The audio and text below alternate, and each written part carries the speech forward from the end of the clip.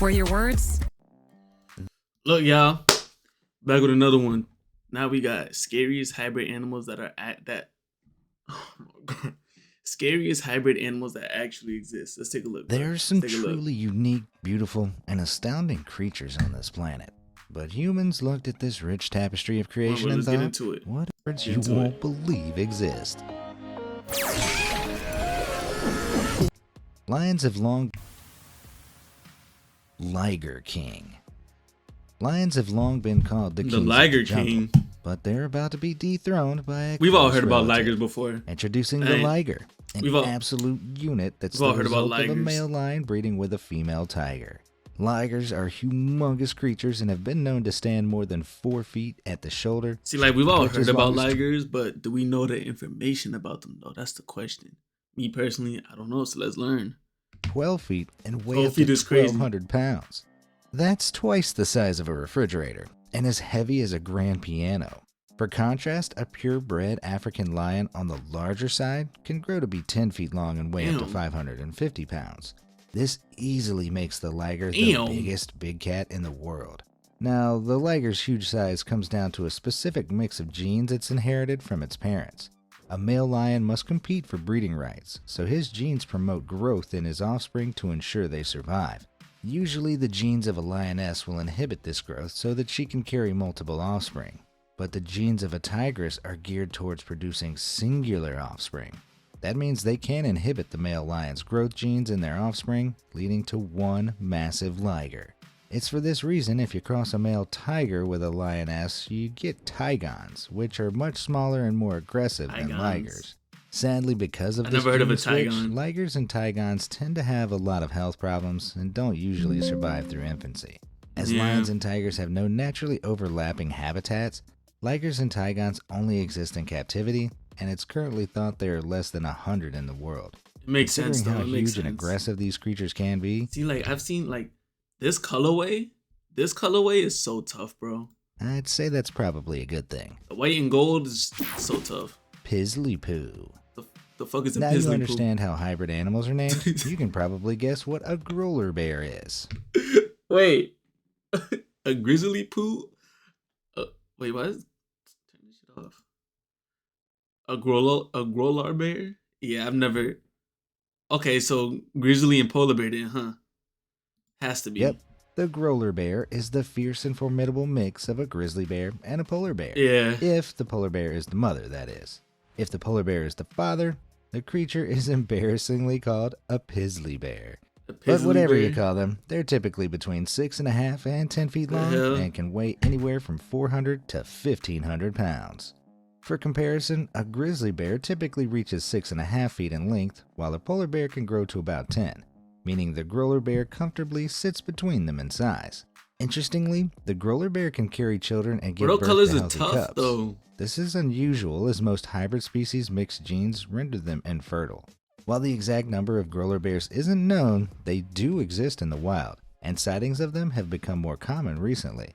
This may be because, unlike tigers and lions, grizzly and polar bear habitats overlap in the Arctic and Americas. This common ground has been increasing with time as global warming impacts the climate of the region. It's been theorized that this increasing overlap combined with the growler bear's ability to produce offspring may mean they're the future of bear kind. This might be bad news for us, though, as growlers are apparently more aggressive and much braver than grizzlies. Oh boy. So when they say if it's brown, lay down, if it's black, fight back, if it's white, good night, what happens if it's a growler bear? Is it the same? Like, you just done? Like, you just cooked? Ben is about to get real interesting. What do you think? Would you be sad to see the two species go? Or do you welcome our new Ursine overlords? Hell yeah, let me know bring in the comments down below. And make sure you like and subscribe for more It'll take on the legacy of both of them. Now what have we got next? What the fuck is this thumbnail? So far we've had ligers, tigons, and pizzlies. Oh Pizzlies. My. What a wolfen. What? So now you know that hulking hybrids walk the surface of the earth. I think it's... They just be making up names, bro. Where did water wolfen It's only fair to let you know that like the whale ocean dolphin, obviously, isn't any safer. This bizarre creature is known as the wolfen, and it's what happens when a whale breeds with a dolphin. To be more specific, it's what happens when a false killer whale breeds with a bottlenose dolphin. before you get too confused as to how that might work. In 1985, a dolphin was born to false killer whale Anui Kahai and dolphin mother Punahele in the Honolulu Sea Life Park. The cat was named Kekamalu, which means from the peaceful ocean, though if you ask me, the resulting creature is a little too creepy looking for that name. Dolphins are certainly odd-looking creatures. Their heads resemble false killer whales, however their noses are more dolphin-like. And those teeth are just straight up unsettling. Their color is also a steely gray, which is an interesting halfway point between the coloration of their parents. Before Kekemalu was born, park handlers couldn't imagine a romance blossoming between her parents. After all, Ayanui Kahai was 14 feet long and 2,000 pounds, whereas the mom was 6 feet long and barely 400 pounds. That's what you get for underestimating the power of love, I guess. Kekemalu grew up quickly and after just 2 years was larger than her mother. She's now fully grown and gave birth to her own 1/4 false killer whale dolphin calf in 2005. Though extremely rare, dolphins have been spotted in the wild, so the two species may have more in common than we first thought. Love certainly does find a way. When you shop in the Shaw's app, you can count on us to choose fresh produce, guaranteed. Huge ass dolphin, look at it. Israeli fried goblins. The fuck?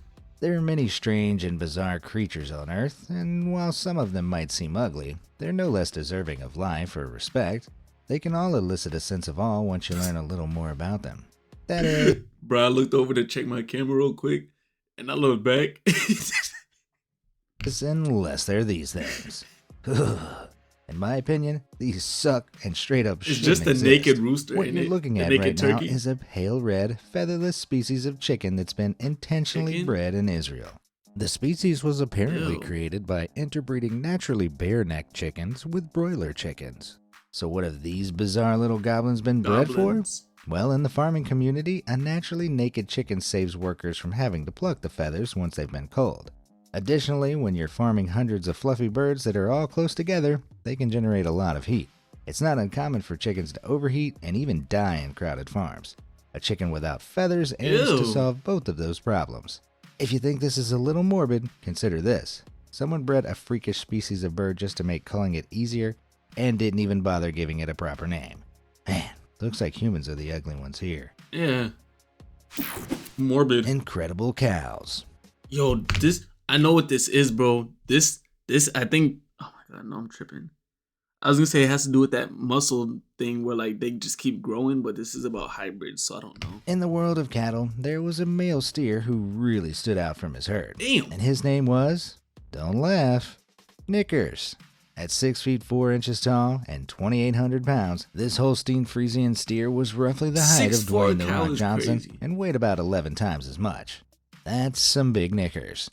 But despite this steer's gargantuan size, even he couldn't compete with the man-made hybrid that is the Belgian Blue, sometimes called a super cow. I can see why. This beastly bovine looks like it could give the Man of Steel a run for his money. Now, super cows measure in at roughly 5 feet at the shoulders, but can weigh more than 2,800 pounds. Shredded, bro. That means compared to knickers, they're carrying much more body weight on a much smaller frame, making them look jacked as hell. The species was bred into existence in the latter half of the 19th century, when domesticated Belgian cattle were bred with imported British shorthorn bulls. It was found these cows were more likely to have a rare double musculature characteristic, which they were then... Yo, if you eat this steak, bro, this steak has to be expensive, bro. Because if you eat this steak, bro, you're going to be built. You're going to have crazy bred for it. The trait was a boon for butchers, as a Belgian Blue yields up to 80% more beef than that of a regular cow. Despite being such a useful creature for the farming industry, many claim the breeding of super cows is unethical. This is because many of the cows are so muscular, they have a hard time moving around and living comfortable lives. Belgian Blue meat seems too big for me anyway. I'm more of a grazer. Hungry like the wolf dog. If you think your dog is a troublemaker, boy, be thankful you've never had to house train a wolf dog. As the name suggests, these canines are the result of breeding wolves with regular domesticated dogs. Breeding is more likely to be successful between wolves and dog breeds that are already more wolf-like, such as Huskies, German Shepherds, and Malamutes. Wolf dogs don't occur in the wild very often, as wolves are generally territorial and untrusting of creatures outside of their tight-knit packs. Wolf dogs themselves tend to be wilder and less predictable than regular dogs. This makes sense when you think about it. After all, dogs are just wolves humans have selectively bred over centuries to be calmer and easier to control. By breeding one with a wolf, you're kinda just undoing all the hard work we put into domesticating them. Wolf dogs can weigh up to 120 pounds and stand as tall as 3 feet at the shoulder. On average, this makes them about as tall as wolves, if a bit leaner. Don't let that fool you though. These semi-wild poochies have been known to jump over 8 feet in a single bound. Their closeness to wolves also means they prefer a diet of raw meat mixed with grain-free kibble. Though some can be sweet and easygoing, their general unpredictability and strength means you aren't advised to get one as a pet. So if you see one down at the pound, go for the Chihuahua instead. Think about that. Serval options. We're going from wild wolf dogs to curious cats with this next creature couple. A serval is an interesting kitty, being one of Africa's lesser-known predator cats. Unlike big cats, however, the serval only stands about 2 feet tall, weighs under 40 pounds, and has a head that looks just a little too small for its body. Yeah. At this size, the cat is small enough that some very troubled breeders experimented with what it could mate with. This tawny tabby is a savanna cat and is the result of breeding a serval with a regular everyday house cat. The slender savanna cat is a little taller than your average moggy, at about 1.5 feet tall, with the serval's distinct stripes and spots all over its fur. This distinctive appearance has made the savanna cat a popular pet, though it's reportedly much more territorial and aggressive than regular cats. A savanna cat can pose a danger to both owners and other pets, and for these reasons, it's illegal to own one in certain U.S. states like Hawaii and Georgia. Servals have also been bred with caracals, which are noble-looking cats found in India and Africa. Hey, bro, look, they didn't say my state. They didn't say my state. That's all I'm gonna say. Are roughly. Hey, y'all, if y'all just one day see a fucking serval walking behind me, yeah, you see like this big ass cat, just yeah. The same size as servals, and even though their habitats do overlap, Caraval or cervical hybrids are exceptionally rare and have only ever been seen in captivity. However wild these crossbreeds may sound, don't be fooled. They're still cats, through and through. Don't raise dragons right off the bat. Through and through. For new players, at the start of the game, don't rush to raise. The living lettuce. What? Remember when you were little and your mom would say, "You are what you eat"? Well, that may not be true for us, but it certainly is for this little guy. Meet the green sea slug, or the eastern emerald elysia, when it's trying to show off. Cool. This unassuming gastropod can be found all along the United States eastern coast and can grow to be about 2.5 inches long. So what makes it a hybrid? Well, this greedy species has gobbled up so much algae over the centuries that it's developed the ability to produce its own chlorophyll, making it half slug, half plant. Chlorophyll is the substance that allows plants to convert sunlight into energy, effectively making the green sea slug the world's first solar-powered slug, as well as the first freaky plant-animal hybrid. It might help to think of the slug as more of a hybrid car than a hybrid animal. Hybrid cars can run on a mixture of both gas and electricity, and the sea slug is the same way. Except instead of gas and electricity, the slug runs on food and solar power. That's pretty impressive. Maybe in another 20 years, it'll just run on batteries. I hope not. Jeopardous jag lions. What? Jaguars and lions are both incredibly I've never heard of a jag lion. Lions are muscular monsters with males typically weighing around 420 pounds. While jaguars are a little leaner at an average of 260 pounds, they're still the third largest big cat in the world and are more devious and sneaky hunters than the lion. Both cats are apex predators, meaning they're at the very top of their respective food chains. Oh. Lions can take down huge buffalo. Which I like more, jaguars? You like jaguars or lions more? Can't lie. While jaguars regularly prey on ferocious caiman. Imagine the... Can't lie, I like lions, but I love the patterns on jaguars, bro. I might gotta go with jaguars. Offspring these two terrible hunters would produce. Now, imagine it in stealth mode. These two cats come on, that's so tough though. Like, you can't lie. And they're the offspring of Lioness Lola and Black Jaguar Diablo in Bear Creek Sanctuary. As lions primarily roam Africa and jaguars mainly stalk the Amazon, they may be the only jaglions in the world. As you can tell, Jazar has inherited his father's melanistic genes, meaning he has a higher than normal level of pigment producing cells that make his fur jet black. Considering Jazar takes more after his jaguar father, he's likely more inclined to be a nighttime stealth hunting machine like him. With his dark coloring and that extra pinch of lion muscle, I'm certainly relieved there aren't more predators like him stalking the jungle. Jazar and Tsunami still live in Bear Creek to this day with their parents, who are apparently inseparable. Can you imagine an argument breaking out in that enclosure? And you thought your family was intense. That's a tough duo. Blacktip Terror. I don't even know what this could be. I'm willing to bet that if you were out swimming in the ocean and saw a shark fin poking out of the water, you'd be pretty scared. Well, I'm here to tell you that if that shark fin has a little black tip at the top, you should be even more scared. The Australian blacktip shark lives primarily in warmer climates, like as its name suggests, the Australian coast, and can be identified by the little black tips on its fins. The shark comes in at around 5.2 feet, and while a shark of any size is scary, comparatively speaking, that's not that big. Regular blacktip sharks, however, usually live over 1,000 miles away from Australia. I think I fixed the issue. They grow to about 6.6 feet, but have been known to grow to as large as 8 feet. Australians should be pretty worried then that their comparatively dinky blacktip sharks have been having hybrid babies with the larger breed. A group of Australian researchers identified not one, not two, but 57 hybridized blacktip sharks not far from the northern Australian coast. That's kind of cool, though. It's theorized that, like the growler bear, the hybrid blacktip might be the result of changing climates and expanding habitats. This is especially worrying as regular blacktips are known to bite humans. As if Australians didn't have enough deadly animals to worry about already. Oh, dog. It's a dog. Sometimes it's just impossible to make a relationship. What kind of makes you think it is? Work. I need to see another Personalities might clash, you might want different things for the future, or one of you might be 22 times the size of the other. What? The next monstrosity we're about to meet is the Chidane. A Chihuahua and a Great Dane. If you've been paying attention to naming conventions and know anything about dog breeds, I bet your eyes are widening right now. Yeah. That's because the average Great Dane stands between 30 and 34 inches tall and can weigh up to 200 pounds. But a Chihuahua tends to grow between 6 and 9 inches tall and weighs just 2 to 6 pounds. Just look at these two next to each other.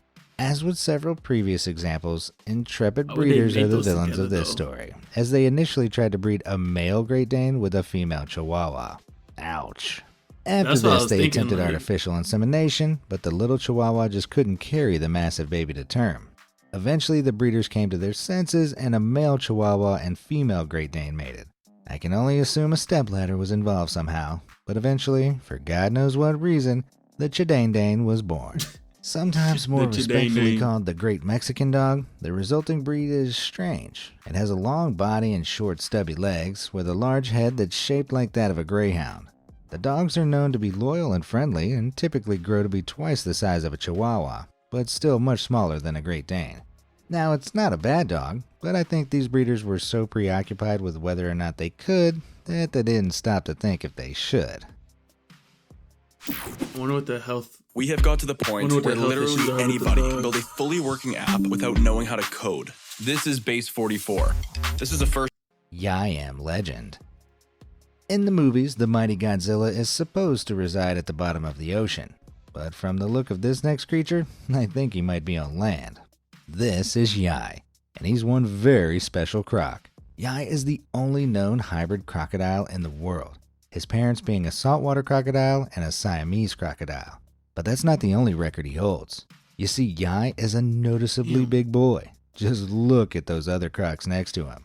In the year 2000, the Guinness World Records pronounced him the world's largest crocodile in captivity, coming in at an overwhelming 19 feet 8 inches long and weighing over 2,645 pounds. That's as long as a giraffe is tall and almost twice as heavy as an adult cow. Even scarier, Yai has apparently grown since then, and by some accounts is now 21 feet long. Oftentimes, first-generation hybrid animals can grow to be much larger than either of their parents. This is a phenomenon known as hybrid vigor, and may explain why Yai ended up as massive as he did. It's amazing Yai has grown up to 21 feet. I mean, most crocodiles just have 4. Ba-dum-dum. Yeah, I'll see myself out for that one. Yeah, go ahead, check out, bro. Mon pig? So far, the true hybrids we've looked at have had just 2 what's a parents mon of pig? different species. This next animal, however, is the work of humans dabbling in hybridization and using the results for their own gain. In 2019, scientists in China were able to successfully breed a pig with monkey genes in a lab environment, essentially creating the world's first monkey pig. While the piglets looked perfectly normal, a small portion of their genes came from cynomolgus monkeys, also known as crab-eating macaques. The goal of the hybrid wasn't to create a pig that loves eating crabs, though. It was to further our understanding of gene manipulation. The hope is that experiments like these will eventually allow scientists to grow human organs in animals for transplant purposes. Unfortunately, we still have a lot to learn, as the 2 monkey pigs sadly passed away within just 1 week of being born. But the experiment hadn't been in vain. The monkey DNA had been manipulated to produce a bright fluorescent protein, so the cells could be easily observed in the pig's liver, spleen, heart, and lungs. If you think this whole thing sounds a little creepy, well, it's just the tip of the gene-berg. Kinda weird. Pig manky? Alright, can we stop What breeding do monkeys and pigs? and people all have in common? Answer, they're all part of the all-you-can-splice gene buffet. The Salk Institute is an international group of scientists that have been... Don't tell me there's human DNA. Like human, you know what, in the mix of this fucking hybrid. And hard at work attempting to advance our understanding of genetic manipulation. Don't tell me Their that. end goal is similar to those of the previously mentioned Chinese scientists, to be able to one day grow human organs inside of animal donors. The Salk Institute, however, skipped a few steps. Instead of beginning with pigs carrying monkey DNA, they went straight to pigs with human DNA. Human cells were merged with a pig embryo, which was carried by a pig for 3 to 4 weeks. After this period, the embryo was removed so it could be studied in detail. Can we stop Casting making a wide mutant net, pigs, the bro? Salk Institute undertook a similar study which involved placing human cells into the embryo of a rhesus macaque monkey.